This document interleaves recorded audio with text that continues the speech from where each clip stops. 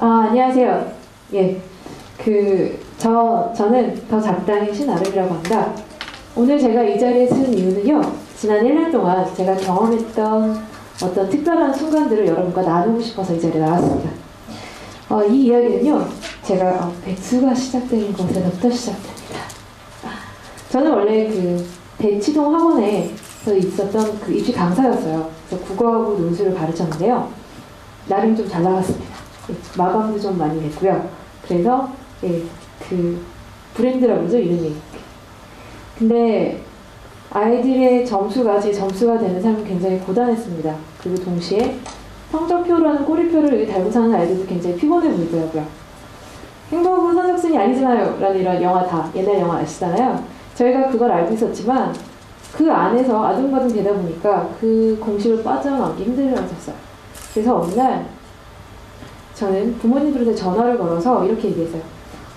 내신 유지의 수업은 그만두고 이제는 뭔가 새로운 수업을 해보고 싶습니다. 학생과 함께 이야기를 하고 그걸 바탕으로 뭐가 될지 모르지만 어떤 프로젝트 형식의 수업을 해보면 안 될까요? 라고 말이죠. 학부모님들의 반응은 대부분 두 가지였는데요. 하나는 정말 우리 아이한테 정말 필요한 수업 같아요, 선생님. 우리 아이랑 상의해보고 전화해드릴게요. 그리고 다시 연락이 안 오더라고요. 그리고 또 한 분은 선생님 정말 재미있는 수업처럼 들려요. 근데 우리 아이가 입시가 좀 급해서요. 그래서 저는 본의 아니게 이렇게 자연스럽게 이렇게 백수가 되었습니다. 네. 제가 원하는 게 아니었어요. 그 부모님들한테 제가 이렇게 얘기할 때 사실은 너무 솔직하게 얘기했었나 봐요. 왜냐하면 이 프로젝트가 운이 좋으면 내신 1등급 만들기가 될 수도 있지만 영화 촬영하기가 될 수도 있고요. 쓰고 길거리 질주하기가 될 수도 있고요. 뭐가 될지 모른다고 말씀드렸더니 부모님들의 반응은 제가 방금 말씀드린 것과 되게 비슷했어요. 저는 이 프로젝트를 수업이라는 이름으로 부르지 않고 나중에 이걸 함께하는 친구들과 공유한다라고 불렀는데 그 학생과 제가 시간과 열정과 재능을 공유한다는 뜻에서 공유라고 불렀습니다. 근데 부모님들한테 공감을 사기에는 좀 부족했나 봐요. 그러던 중에 지인들로부터 2명의 학생들을 소개받게 되었습니다. 다행히 그 친구들이랑 공유 프로젝트를 진행할 수 있게 되었고 오늘 그곳에서 만들어진 것들을 여러분들께 보여드리려고 해요. 그 공유 프로젝트를 친구들한테 소개했던 첫날 그 순간을 잊을 수가 없어요. 왜냐하면 제가 말씀드렸다시피 아이들과 무엇을 하면 좋을지 고민해보고 같이 한다는 수업이잖아요. 그래서 아이들한테 제가 이렇게 얘기했습니다. 이 공유 시간은요 굉장히 중요한 게 있는데 여러분의 자유주가 너무 중요합니다. 그러니까 부모님의 권유를 받아서 저와 함께 이 시간에 오게 되었지만 원하지 않으면 하지 않아도 돼요 라고 얘기했죠. 사실은 굉장히 식은땀이 흘렀어요. 왜냐하면 학생이 원하지 않으면 프로젝트가 시작하자마자 그날 끝나는 거예요. 예. 근데 다행히도 학생들이 뭔지 모르겠지만 수업은 아닌 것 같고 내신은 아닌 것 같으니까 한번 해보겠습니다 라고 얘기를 했을 때 저는 굉장히 기분이 좋았습니다. 그래서 그 학생들과 이 공유를 하게 되었죠. 자, 여러분 혹시 이거 다 받으셨나요? 예. 이거 잠깐 한번 꺼내주시겠어요?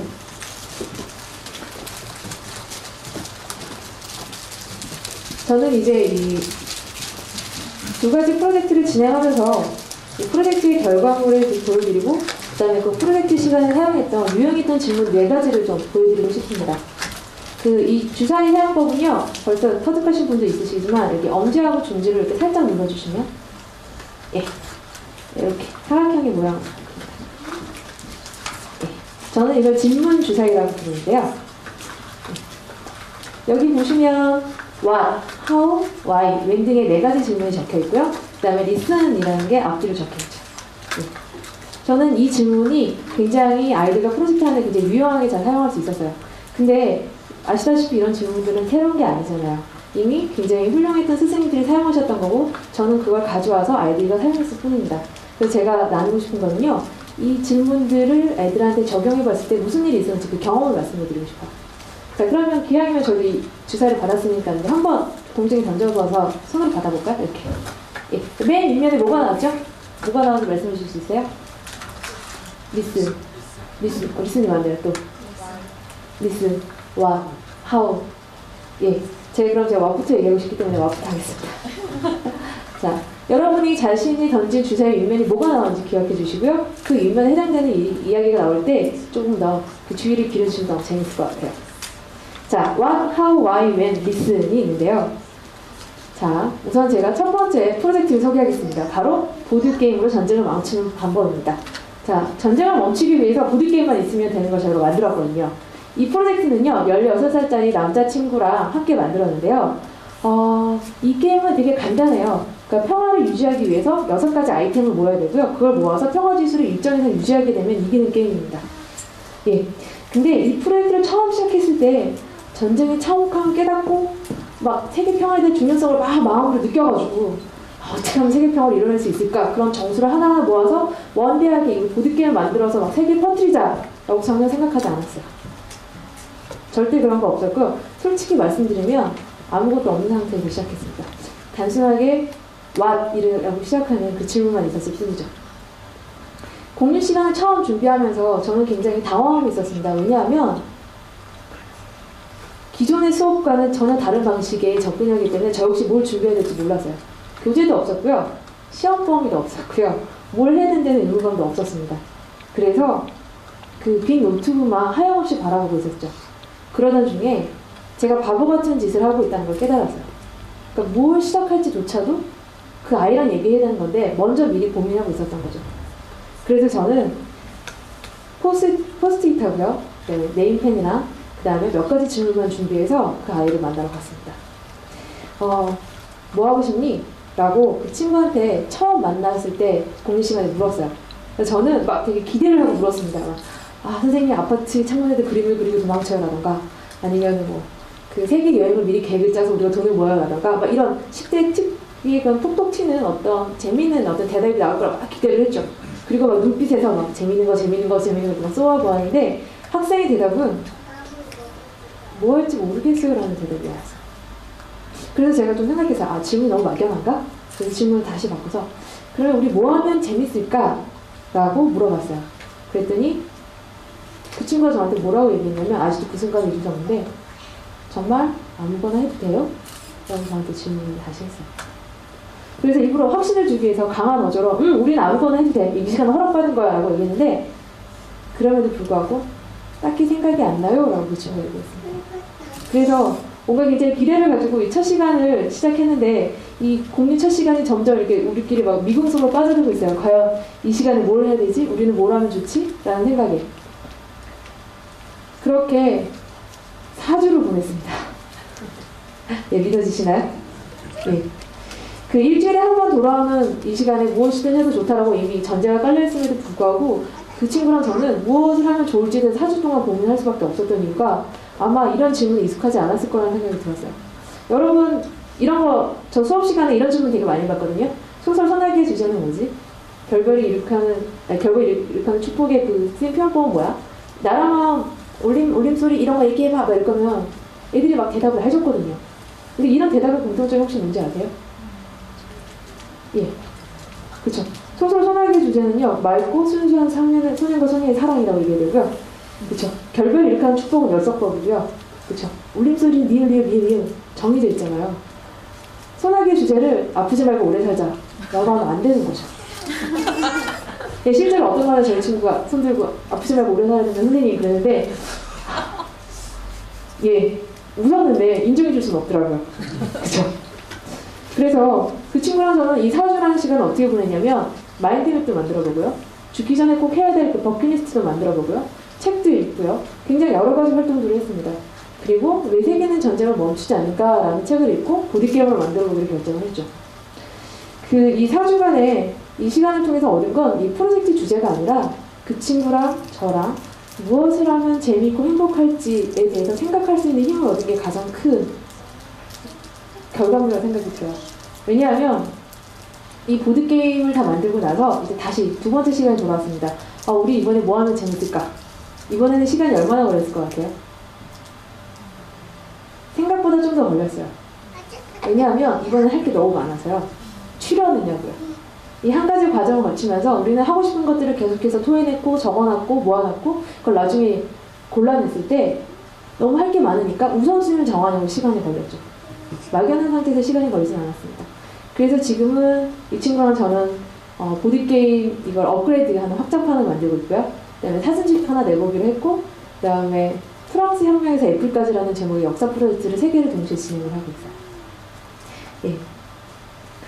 자, 실제로 제가 보드게임을 좀 만들어 보여드릴게요. 예, 지금 보고 계신 거는요, 예, 보드게임으로 전쟁을 멈추는 방법의 보드게임이 맞습니다. 안 믿겨지시나요? 예, 보드판 맞는데. 예. 자, 아까 말씀드린 것처럼 프로젝트의 주제를 찾기 위해서 그 친구랑 저는 책을 읽었는데 하필 책을 제가 좀 잘못 골랐어요. 사실 제가 관심이 있어서 이렇게 가방에 갖고 다니는 책이었는데 왜 세계는 전쟁을 멈추지 않는가라는 책이었습니다. 근데 보시면 아시겠지만 10대가 읽기에는 제가 읽기에도 좀 많이 졸렸어요. 그래서 그 친구랑 저랑 이 책을 읽다 보니 어떻게 하면 이 책을 재밌게 읽을 수 있지? 라는 고민에 엉뚱하게 빠져버리고 말았죠. 사실은 저랑 그 친구는 한 가지는 동의했어요. 이 책에서 전하고자 하는 그 세계 평화에 대한 메시지는 매우 중요하다는 것을 동의했습니다. 그래서 그 어떻게라는 질문에 꽂혀서 계속 어떻게 그러면 어떻게 재밌게 만들지? 이 책을 읽기 위해서 재밌게 하기 위해서 실제 사례를 찾아보기도 했고요. 신문지를 막 뒤져보기도 했고요. 여러 가지 다큐멘터리를 찾아봤지만 결국에는 우리가 그러면 전쟁의 원리를 알기 위해서 게임을 만들어보자라는 생각까지 가게 됐습니다. 그리고 나서 매일매일 저희한테 게임에 새로운 어떻게라는 질문이 쏟아지기 시작했어요. 제가 게임 만드는 간단한 3가지 원리 말씀드릴게요. 첫 번째는요, 프로토타입을 무조건 만듭니다. 막 종이로 그냥 막 그려서 만드시면 돼요. 두 번째는요, 주사위를 굴려서 그 게임을 해봐야 돼요. 세 번째가 제일 중요한데 이걸 잘 들으시면 여러분은 다 게임을 만들 수 있어요. 자기가 만든 게임이 재미가 없다는 걸 받아들이셔야 됩니다. 그쵸? 그리고 나서 겸허한 마음으로 첫 번째 단계로 돌아갑니다. 그때 도움이 되는 게 바로 how, 어떻게 하는 질문이었어요. 어떻게 하면 이 게임을 좀 더 재밌게 만들지? 어떻게 하면 사람들이 전쟁과 평화에 대해 한 번 좀 고민해보게 만들지? 어떻게 하면 이 게임 도구를 좀 단순화시켜서 사람들이 누구나 할 수 있게 만들지? 갈 때마다 이 프로젝트를 돌릴 때마다 매일매일 하늘에서 하우라는 줌이 뚝뚝뚝 떨어지기 시작을 했어요. 그래서 그 친구랑 저랑은 굉장히 수십 종의 프로토타입을 만들었고 주사위는 한 수천 번 굴렸고요. 그리고 결국에는 게임을 완성할 수 있었어요. 예, 처음 보신 거랑 많이 다르죠. 예, 이 보드게임을요 저희가 만들고 나서 스쿨 아웃 오브 스쿨이라는 모임에서 사람들 앞에서 시연을 했는데 예상외로 반응들이 좋았어요. 어느 정도였냐면 그때 참석했었던 한 고등학교 선생님으로부터 자신이 몇 주 뒤에 마침 평화 캠프를 진행한대요, 학교에서. 그래서 저희 보고 와서 그 모임을 진행해 줄 수 있냐라고 물어보셨죠.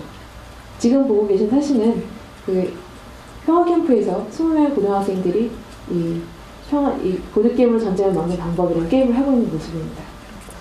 현재 저희는 이 보드게임을 3차 업그레이드 하고 있고요. 그래서 저희가 이거를 올해 말이나 내년 초에 그 오픈 소스 형식으로 웹에 올려서 누구나 원하시면 다운로드 받아서 이 게임을 할 수 있게끔 만들 예정이에요. 그래서 그 친구랑 저랑 무엇을 어떻게 하지? 라는 마음이 없었다면 아마 이 게임은 나올 수 없었을 거라고 생각을 합니다. 예.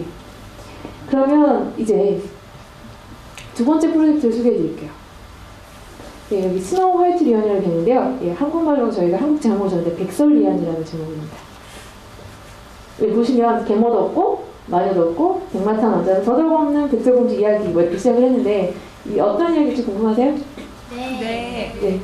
그 아주 착한 왕비가 살았습니다. 그녀는 딸이 하나 있었는데 인터넷 소설에 중독이 돼 있었어요. 그래서 왕비가 너무너무 고민을 하다가 자신의 사랑하는 백설공주를 7명의 현자가 사는 숲속 노인정에 보내는 데서 이야기가 시작합니다. 근데 이 책은요 원포러 헌드레드라는 출판사에서 이북으로 이미 출판이 됐는데요. 출판사 사장님이 직접 글도 쓰시고요. 그림도 그리시고요. 교정도 보시고요. 책 편집도 하시고요. 출판도 하셨어요. 근데 이 사장님이 저랑 친한데요. 저랑 프로젝트를 진행한 나머지 다른 한 친구입니다. 예, 그 친구는 16살이고요. 예, 올해 나이로 중3 10대네요. 저는 이 프로젝트를 글을 써주지도 않았고요. 그림은 더더욱 그려질 수가 없었습니다. 제가 했던 건 뭐냐면 이 편집을 위한 프로그램을 다룰 때 좀 어려운 부분이 있으면 기술적인 부분을 같이 공부하면서 해결해 나가던가 아니면 출판사 등록을 하기 위해서 이제 관공서에 전화를 걸 때 긴장을 하니까 옆에서 이렇게 전화로 옆에 있어줬어요. 제가 했던 일은 작은 부분이었습니다. 그리고 굳이 제가 했던 일 또 하나 생각해 보자면 그 친구한테 왜라는 질문을 좀 많이 던져봐요. 무슨 얘기냐면 백설년도 마찬가지입니다. 이 프로젝트를 처음 시작했을 때 우리가 이북을 내서 출판사를 내서 1인 출판사 기업은 사장이 되는 거야 라는 원대한 계획 때는 역시 없었고요. 다만 이 친구는 자신이 하고 싶은 게 명확하게 있었기 때문에 시작은 빨리 할 수 있었습니다. 바로 글을 잘 써보고 싶다라고 했어요. 그래서 저는 백설공주랑 일곱 난장이랑 왕자랑 이 사진을 들고 처음에 그 친구한테 갔고, 그 기존의 동화책에 나오는 캐릭터를 새로 엮어내서 이야기를 쓰는, 여러분들 이미 다 알고 계시는 그냥 글쓰기 연습을 하기 위해서 갔었습니다. 이 친구는 설정을 이렇게 한 거죠. 여왕님은 아까 말씀드린 것처럼 정말 사랑하는 딸을 가진 아주 좋은 엄마였고, 다만 이 10대 이 백설리아는 요새 청소년들처럼 인터넷에 중독에 빠진 친구였고, 그다음에 7명의 난자이는 현자였고요. 근데 이 이야기를 가지고 글을 처음 짜잔 하고 썼을 때 분량이 딱 500자였어요. 예, 딱 500자밖에 안 됐습니다. 그래서 저는 500자를 읽고 이 친구한테 물어봤어요. 근데 왜 노인정으로 갔어요? 고아원으로 안 가고? 왕자는 왜 등장 안 해요? 공주는 나오는데? 근데 왜 백설공주는 인터넷 소설에 중독이 됐을까요? 자, 여기 보시면 그 친구랑 저랑 글을 쓸 때 원고지는 쓰지 않고요. 커다란 스케치북에 커다란 줄거리를 써놓고 빈칸은 동그라미를 남겨놨어요. 그리고 나서 그 질문에 대답을 하면서 그 빈칸을 메꿔봤죠.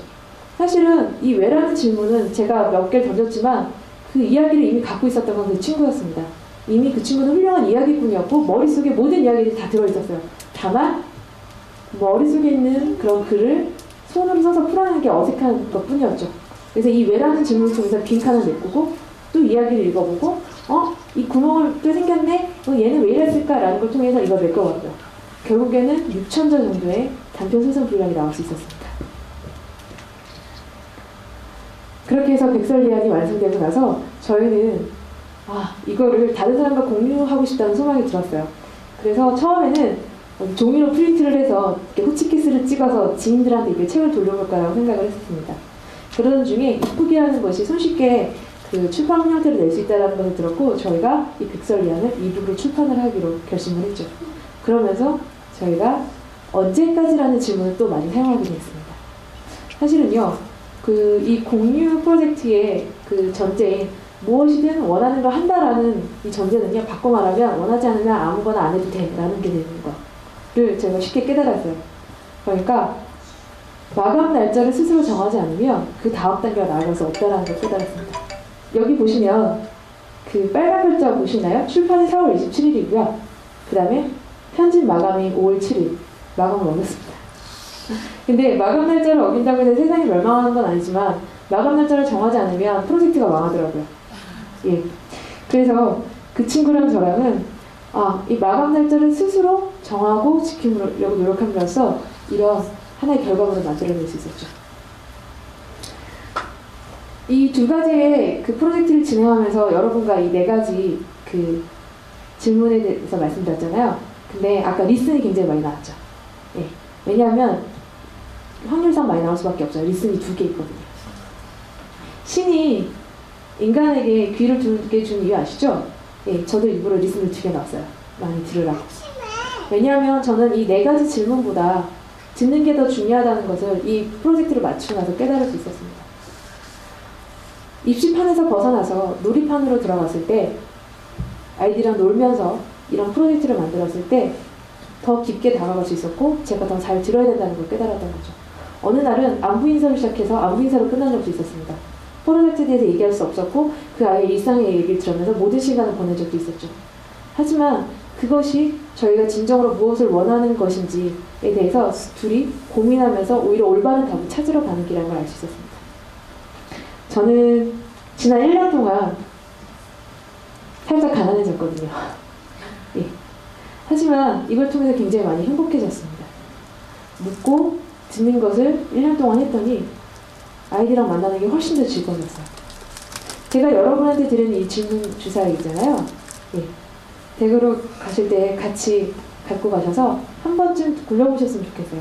그래서 여러분들도 저와 같이 이런 행복한 시간들을 맛보셨으면 합니다. 네, 감사합니다.